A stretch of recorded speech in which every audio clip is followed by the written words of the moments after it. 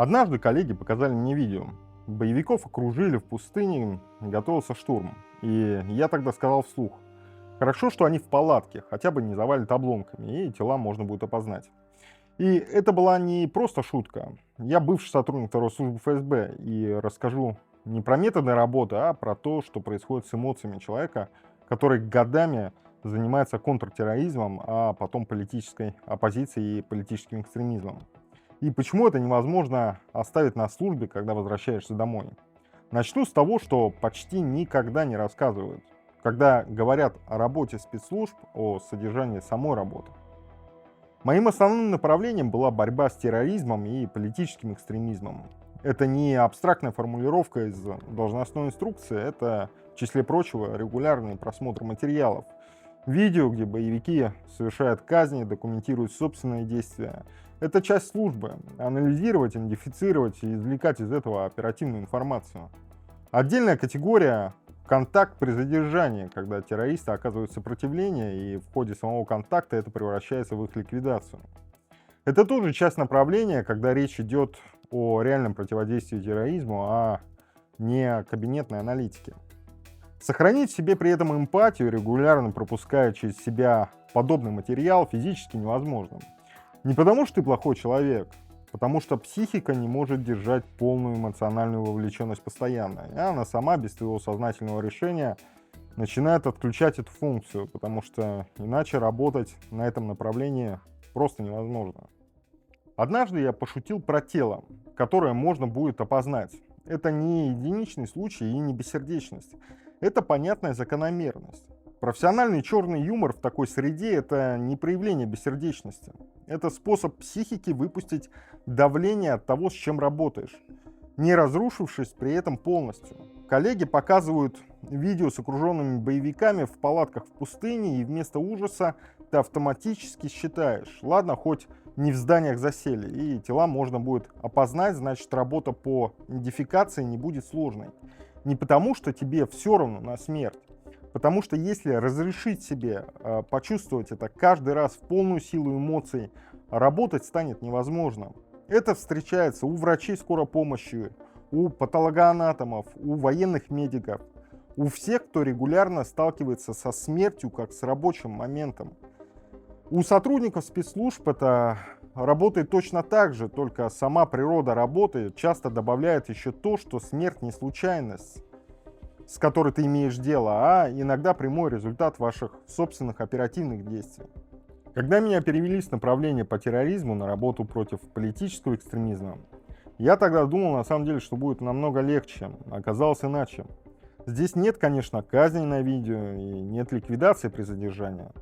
Но требуется тот же самый холодный, расчетливый склад мышления, потому что задача остается прежней — собрать оперативную информацию, сформировать доказательную базу, довести дело до реализации, то есть, по сути, до посадки конкретной группы. Я уже рассказывал историю с движением «Левый фронт», как система приняла решение развалить их изнутри, а не преследовать напрямую.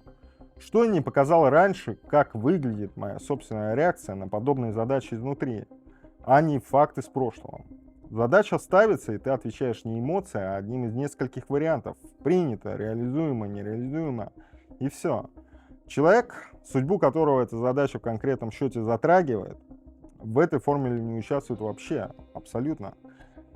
Есть только оценка выполнимости. На этом направлении, к сожалению, невозможно быть другим. Сомнение, сочувствие к объекту разработки, эмоциональная реакция на то, что стоит за сухой формулировкой задачи — это то, что мешает результату. Со временем ты перестаешь замечать, что вообще исключил эту часть реакции, а просто больше не включается. Если вам когда-нибудь следователь или оперативник предлагал поговорить откровенно, без протокола, объясню, что на самом деле происходит в этот момент, потому что знаю это изнутри своей профессии. Фраза следователя «скажи мне честно» не для протокола, или когда говорит вам оперативник «давай поговорим откровенно между нами», это не человеческий жест доверия. Это рабочий прием, и он отрабатывается методично, а не возникает спонтанно из симпатии к конкретному человеку. В такие моменты сотрудник намеренно играет роль нормального, понимающего человека, которому можно довериться. Он может улыбаться, может говорить, что хочет помочь, может казаться участливым. За этим нет живых эмоций. Для оперативника это часть оперативной игры. Цель получить сведения, либо определить, представляет ли человек интерес как контакт, который можно потом использовать. Для следователя чуть иначе понять, как лучше сформулировать протокол допроса, чтобы материал в дальнейшем работал в нужную сторону. И в этом и в другом случае человека, которому предложили поговорить, откровенно просто используют. Потому что это встроенный элемент методики, доверительная интонация, просто еще один инструмент получения информации, работающий эффективнее прямого допроса. Я знаю эту технику не понаслышке, она отрабатывается так же системно, как и любой другой профессиональный навык. И вот что важно понимать про саму эту работу. В организации ложь никогда не называли ложью. Для этого было отдельное красивое название «оперативная игра». Формулировка меняет ощущение изнутри. Ты не обманываешь человека, ты работаешь с ним в рамках оперативной игры. Но чем дольше и профессиональнее ты это делаешь, тем более размытой становится граница внутри тебя самого, а не только для того, с кем ты ведешь эту игру. Сотрудники годами учатся играть на струнах человеческих чувств. Доверие, страхи, желание быть услышанным.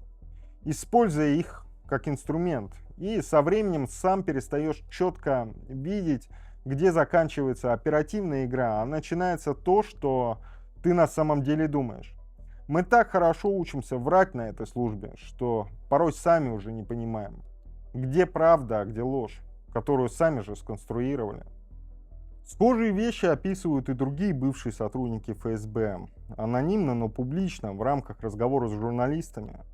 Бывший оперативник в разговоре с «Медиазоной» описывал, как за последние годы из системы ушла целая прослойка профессионалов.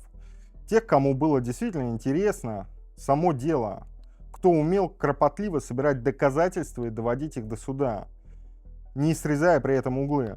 Молодым сотрудникам, пришедшим следом, часто было уже не у кого учиться, и он же прямо называет то, что приходит на смену, путь наименьшего сопротивления.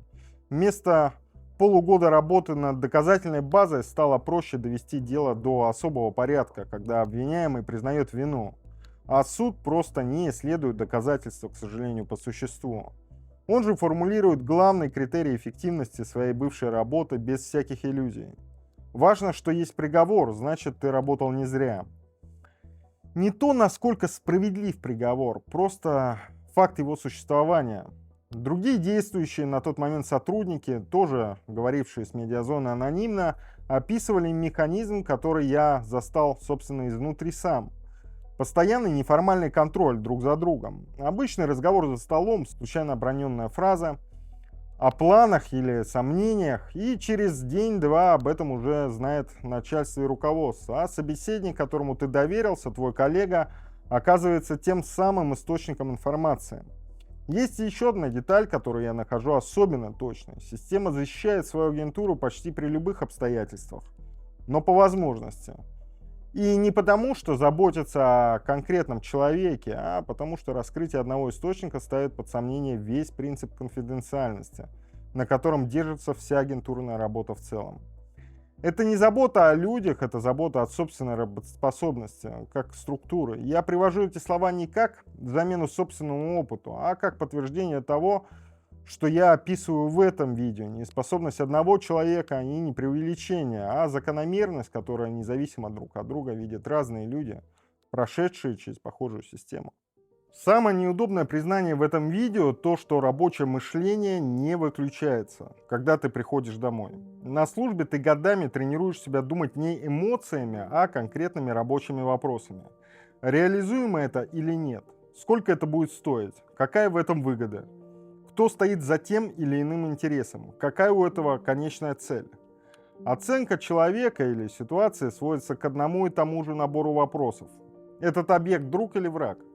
Может ли он быть полезен? Какую выгоду из контакта с ним можно извлечь для организации? Проблема в том, что эта система мышления не выключается за пределами рабочего кабинета.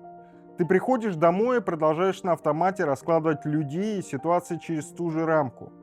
Не потому что хочешь, а потому что определенное количество лет подряд другого способа мышления от тебя просто не требовалось. Любые эмоции, которые не вписываются в эту рамку, подавляются настолько давно и системно, что ты перестаешь замечать сам процесс подавления. А в обычной жизни, вне службы, у людей других профессий это работает иначе. От тебя ждут искренности, эмоциональной вовлеченности, живой реакции от близких, от друзей, в конце концов. Просто от нормального человеческого общения. И ты надеваешь маску, натянутая улыбка, правильные слова в правильный момент.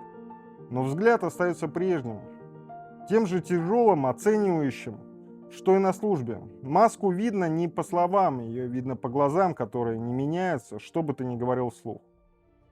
Если разложить все рассказанное по отдельным факторам, получится что-то похожее на диагностический список, только без диагноза.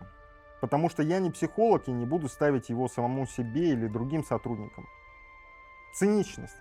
Многолетний регулярный контакт с материалами о насилии и смерти как рабочая рутина, а не исключительное событие, притупляет реакцию. Не потому, что тебе все равно, а потому, что психика физически не может годами держать полную интенсивность отклика на одно и то же. Со стороны это, конечно, читается как безразличие. Изнутри это просто единственный способ продолжить функционировать. Расчетливость. Резкая смена направления работы с реальной вооруженной угрозой на политических оппонентов без паузы, на переосмысление метода. Тот же холодный анализ, что применялся против реальной опасности, переносится на новый объект без всякой перенастройки. Ты не решаешь заново, как думать. Ты просто продолжаешь думать так, как уже умеешь. Прагматичность. Постоянная проверка окружения на предмет несоответствий, скрытых мотивов, потенциальных угроз, навык, который в оперативной работе оправдан и необходим, но который не выключается, когда объективная опасность исчезает. Это не паранойя в клиническом смысле, это гипербдительность, которая продолжает работать по инерции просто потому, что мозг тренировали именно так, годами, и никто не тренировал его обратно. Замкнутость. Институциональная культура, где ближайшее окружение потенциально является источником доклада наверх, убирает саму возможность безопасной уязвимости даже в кругу вроде бы своих, а вдобавок годы использования оперативной игры как рабочего инструмента размывает собственную границу между правдой и легендой, о чем я и говорил чуть раньше. Отстраненность. Перенос рабочей системы оценки выгоды и риска, полезности контакта в личную жизнь, где эта система не работает и не должна работать. Иногда это выглядит как осмысленная переработка тяжелого опыта в полезное действие, а иногда как способ анализировать вместо того, чтобы просто прожить и прочувствовать. Со стороны эти два состояния почти неотличимы друг от друга. Я не всегда уверен, какое из них мое в конкретный момент. По отдельности каждый из этих факторов можно пережить и компенсировать вместе годами, без перерыва. Это и дает результат, который со стороны выглядит как холодность или цинизм, а изнутри ощущается как постепенная потеря доступа к собственным же эмоциям. Если служба настолько глубоко меняет человека, есть логичный вопрос: можно ли обратить это назад? Честно, не полностью, не быстро. Годы тренировки определенного типа мышления не стираются в момент увольнения или отъезда. Рефлекс оценивать людей через выгоду и риск, привычки держать эмоциональную дистанцию, автоматическая настороженность — все это продолжает работать еще долго после того, как формальная причина для этого исчезла. Но кое-что меняется. Пока ты внутри системы, у подавления эмоций есть постоянное рабочее подкрепление. Каждый день, каждая новая задача снова тренирует тот же навык. Когда это подкрепление исчезает, процесс можно медленно развернуть в обратную сторону. Не потому, что это происходит само, а потому что впервые за долгое время у эмоциональной реакции нет причин прятаться. Это медленный процесс, и я не буду утверждать, что прошел его до конца. Но направление движения есть, обратное тому, что делает с человеком служба. Я рассказал это, чтобы вы понимали, то, что выглядит снаружи как холодная эффективность системы, изнутри держится на людях, которые годами методично отключали в себе способности чувствовать то, что нормальный человек почувствовал бы сразу. Это не оправдание, это объяснение механики, она куда более человеческая, куда более печальная, чем кажется со стороны. Если вы досмотрели до этого момента, вы уже понимаете эту систему точнее, чем большинство тех, кто пишет о ней со стороны. Подпишитесь, новые разборы выходят регулярно, и без подписки вы их, скорее всего, не увидите. Я понимаю, сейчас у кого-то может возникнуть мысль подписываться на бывшего сотрудника ФСБ, который выступает против действующего режима и своей бывшей организации довольно-таки открыто, слишком опасно. Но сама по себе подписка на мой YouTube-канал даже по сегодняшним репрессивным временам не влечет каких-либо санкций или наказания. Но своей подпиской вы можете вывести видео за пределы узкой аудитории. С вами был Вадим Майоров. Берегите себя. До новых встреч.